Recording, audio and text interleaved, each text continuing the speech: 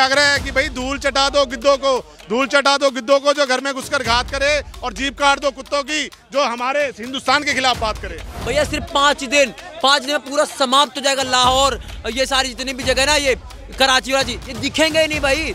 हम दुश्मनों को मिट्टी में मिला देंगे, वो मिट्टी में मिलेंगे, ये भरोसा है हमें। 56 इंच के प्रधानमंत्री पे जो सीना है वो हर एक देशवासी को भरोसा है। और जब बजाएंगे तो अच्छी तरह बजाएंगे, और ठोकेंगे तो अच्छी तरह ठोकेंगे, और तुमको ऐसा मारेंगे ना दिखाने लायक रहोगे ना छुपाने लायक रहोगे। अब तो यही कहोगे, हे मेरे मालिक, हे मेरे हिंदुस्तान, मेरी जान बख्श दे, क्योंकि अब तो पानी भी नहीं पीने को।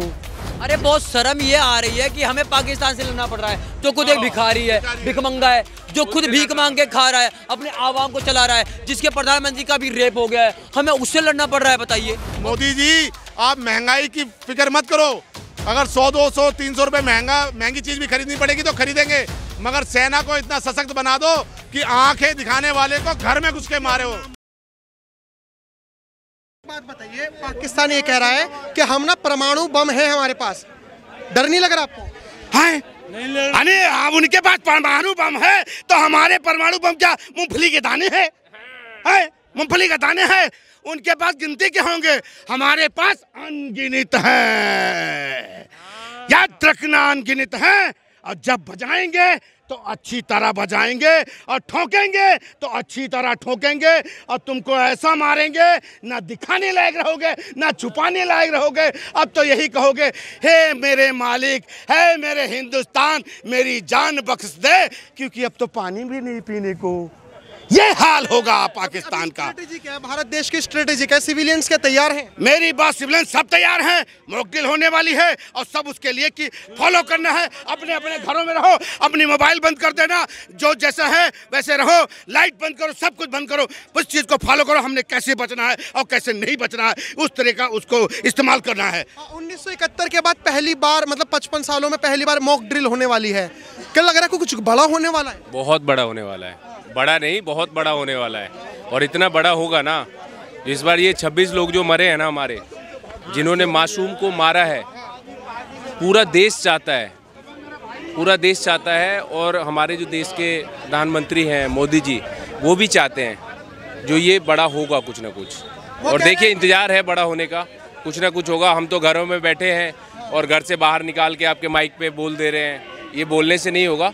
हमारे देश के प्रधानमंत्री बैठे हुए हैं, वो डिसाइड लेंगे क्या होगा नहीं होगा। वो ट्रायल भी शुरू कर चुके हैं, कल से ट्रायल होगा हमारा, कल से कैसे सेफ्टी और इतने जनता को भी ना उनको सुरक्षित रखना है, वो ये भी सोच रहे हैं। वो बिहार में रैली में गए थे कुछ दिन पहले मोदी जी, उन्होंने बोला था आप चिंता मत कीजिए, हम दुश्मनों को मिट्टी में मिला देंगे, वो मिट्टी में मिलेंगे, ये भरोसा है हमें। 56 इंच के प्रधानमंत्री पे जो सीना है वो हर एक देशवासी को भरोसा है। और विपक्ष की बात जो आप कह रहे हो ना, मेरी तो अभी उम्र स्टार्ट हुई है, देखना स्टार्ट किया है। विपक्ष मैं जो सुनता आ रहा हूँ, विपक्ष ने हरदम रोटी सेकना ही सोचा है। वो तो चाहती है, जो हम भी चाहते हैं, जो कल बम फेंक दिया जाए कल ही बदला ले लिया जाए, पर ऐसे नहीं होगा।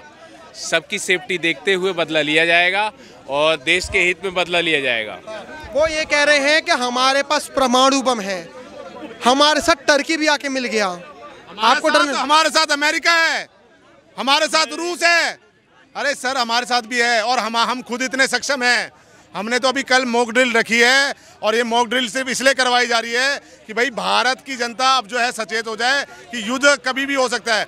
देखिए सर, युद्ध के फेवर में मैं नहीं हूँ, देखिए युद्ध के फेवर में मैं नहीं हूँ, क्योंकि देखिए मोदी जी ने जो एक सपना 2047 में विश्व गुरु का देखा है, उससे कहीं ना तो कहीं पीछे जाएगा। तो मेरा मानना है कि युद्ध नहीं होना चाहिए। बाकी अगर मोदी जी अगर ऐसा कोई फैसला ले रहे हैं तो उनकी अपनी स्ट्रेटजी होगी। एक बात बताइए, हमने जो 5-10 सालों में कश्मीर में इन्वेस्ट करा है, 370 हटने के बाद, आपको नहीं लगता कश्मीर में हमने जितने करोड़ों रुपए खर्च करे हैं वो एक ही बारी में आतंक को खत्म करने के लिए लग जाएं तो बार बार ये दिक्कत नहीं रहेगी? ये भी हो सकता है, ये भी हो सकता है। हम डेवलपमेंट के नाम पर कश्मीर में इतना सर ये कहाँ है? ये बॉलीवुड गैंग वाले जिनको भारत में इनसिक्योर फील करते थे जब किसी मुस्लिम पे हमला होता था। मगर आप ये बताओ ना सर, आज इनका एक सिंगल ट्वीट दिखा दो मुझे, नहीं है। क्यों? क्योंकि मरने वाले हिंदू थे सर, और मरने वाले हिंदू थे, और उनसे जाति धर्म पूछ के पूछा कि कौन से धर्म के हो। तो सर ये क्या एक मजाक थोड़ी ना चल रहा है सर। हाँ जी सर, डर नहीं लग रहा आपको फिर? कोई डर नहीं लग रहा सर। और मैं तो कह रहा हूँ कि भारतीय सेना, मैं मोदी जी से कहता हूँ कि मोदी जी आप महंगाई की फिक्र मत करो। अगर 100, 200, 300 रुपए महंगी चीज भी खरीदनी पड़ेगी तो खरीदेंगे, मगर सेना को इतना सशक्त बना दो कि आंखें दिखाने वाले को घर में घुस के मारे उसके। हाँ जी सर। वो ये कह रहे हैं कि इमरजेंसी भी लगने वाली है, विपक्ष वाले कह रहे हैं कि इमरजेंसी भी लग सकती है अगर ज्यादा ही युद्ध लंबा चला तो। आपको लग रहा है इमरजेंसी वगैरह जिस तरीके से अभी नहीं इतना लंबा टाइम, क्योंकि देखिए पाकिस्तान ऑलमोस्ट खत्म है। आधे से ज्यादा पाकिस्तान को चाइना कब्जा चुका है और पीओके अलग है और बलूचिस्तान अलग है। तो मेरा मानना यह है कि पाकिस्तान मुश्किल से मुश्किल हफ्ते भर की लड़ाई होगी जिसमें नस्तो नाबूद हो जाएगा सर। अरे बहुत शर्म ये आ रही है कि हमें पाकिस्तान से लड़ना पड़ रहा है, जो खुद एक भिखारी है, भिखमंगा है, जो खुद भीख मांग के खा रहा है, अपने आवाम को चला रहा है, जिसके प्रधानमंत्री का भी रेप हो गया है, हमें उससे लड़ना पड़ रहा है, बताइए। और उनसे आप कह रहे हैं कि भैया यहाँ पे इमरजेंसी लगेगी। भैया सिर्फ 5 दिन में पूरा समाप्त हो जाएगा लाहौर, ये सारी जितनी भी जगह ना, ये कराची वराची, ये दिखेंगे ही नहीं भाई। वहाँ के तो आवाम भाग रही है कि भैया हमारे पास तो पहले से खाने को नहीं है और तुम लोग तो युद्ध और करवा दे रहे हो। तो ये डर बैठा हुआ है भाई उनके पास चप्पल से, अगर उनका चप्पल फट जाता है वो सिल नहीं पाते, उनकी इतनी औकात नहीं है। और उनके साथ में यूएई जैसे देश है वो सब पीछे हो चुके हैं। पाकिस्तान का पहले भी युद्ध हो चुका है। टर्की नहीं हुआ, टर्की नहीं हुआ, टर्की ने अपनी आर्मी अपनी नेवी भेज दी है। टर्की को छोड़ दीजिए, टर्की कितने देश हैं उनके साथ में, कितने देश हैं उनके साथ में। एक परमाणु बनाया पाकिस्तान ने, उसको उठा के बेच दिया। किसको बेच दिया? किंग चोंग को, पता नहीं क्या नाम है उसको बेच दिया। बताइए, खाने को रोटी नहीं इनके पास, हमसे लड़ेंगे। वालों को पता है कि पाकिस्तान वाले मीठे हैं और वो जो है वहाँ पे भेजा है, उनके ढपाढप हो गया। ये पाकिस्तान में इतने नमक हराम है कि 65 साल से इनको हमने पानी दिया था, अब ये लोग पानी मांग रहे हैं। और हम तुम्हारे जीजा है, गूगल करके देख लो, तुम्हारे जीजा है, क्योंकि वो जो जगह है वो भी हमारा ही है। पत्रकार महोदय, इमरान खान के साथ इंसाफ मांग रहा है पाकिस्तान। बताइए, जेल के अंदर इमरान खान के साथ फिरकी ले लिया कोई? हो गया। आज से पहले तो सुने थे कि गधा और बकरी को बेगम समझा जाता था, लेकिन पहला बार इमरान खान को बेगम बना करके जो है पेल दिया है वहाँ का। घोड़ी बना के लगा दिया उसका। गलत वर्ड का यूज मत करो। सच्चाई है भाई, सच्चाई है। पहले बकरी को पेला उनने, फिर उसके बाद सुअरिया को, गधैया को पेल दिया, अब क्या इमरान खान को पेल दिया। वो भी प्रधानमंत्री, जो वजीर आजम था, जो बॉल पे छक्का मारता था, उसके पे छक्का मार दिया बिठा के। देखिए ये एक सच्ची खबर है कि इमरान खान जो पूर्व प्रधानमंत्री है पाकिस्तान के, उनकी जब रिपोर्ट आई, मेडिकल रिपोर्ट, तो उसमें देखा गया कि उनकी जो वर्जिनिटी है वो सीधा बोला गांड है, टूट चुकी है। मीठा बोलो ना सर। देखिए आपका मैंने एक जंतर मंतर से एक प्रोटेस्ट देखा था, तो मुझे भी आज वो अग्निवीर की कमी महसूस होती है कि आज ये मॉक ड्रिल करने की जरूरत नहीं पड़ती अगर भारत में हर एक घर से एक सेना में एक नागरिक होता। मैं कह रहा हूं, पाकिस्तान के पास गोला बारूद कुछ नहीं बचा हुआ है।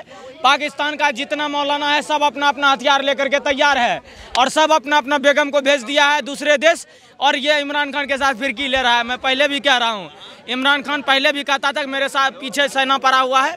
हम लोगों को पता नहीं था कि सेना इस तरह से उनके पीछे पड़ा हुआ है।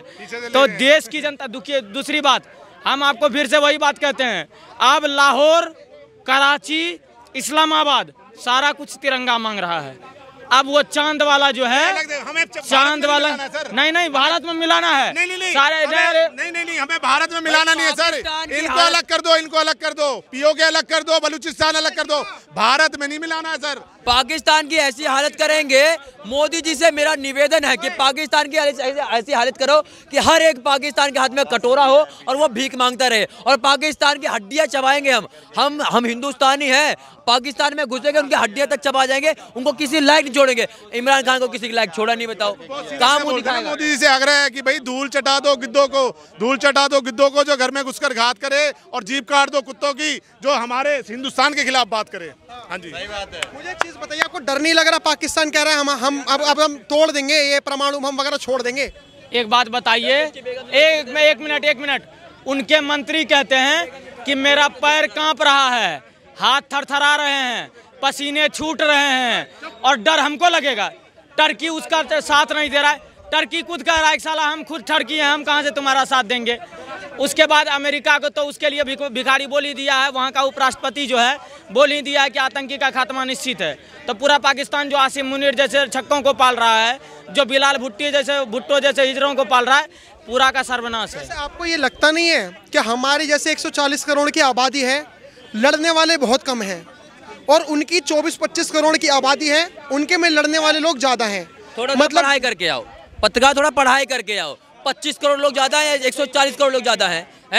हमारे ना सुनो, यूपी के और बिहार के लौंडे, अगर यूपी और बिहार के लौंडे घुस गए ना पाकिस्तान में, तो पूरा पाकिस्तान को जो है हिंदुस्तान में मिला देंगे। वहाँ का एक आदमी नहीं बचेगा, पूरा का पूरा दबा देंगे उनको, हड्डी पे हड्डी तोड़ देंगे, टांग पे टांग रख के चीर देंगे। और आप कह रहे कि ये पाकिस्तान तेज चलेंगे हमसे? अरे क्या बात कर रहे हो, इनसे अपनी बेगम तो संभलती नहीं है, इमरान खान से अपना पिछोड़ा तो संभलता नहीं है, और ये पाकिस्तान हिंदुस्तान से लड़ेंगे? क्या बात कर रहे हो यार। मैं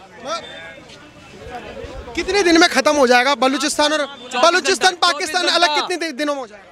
24 घंटा, 6 घंटे के अंदर, 6 घंटे के अंदर पूरा निर्णय है।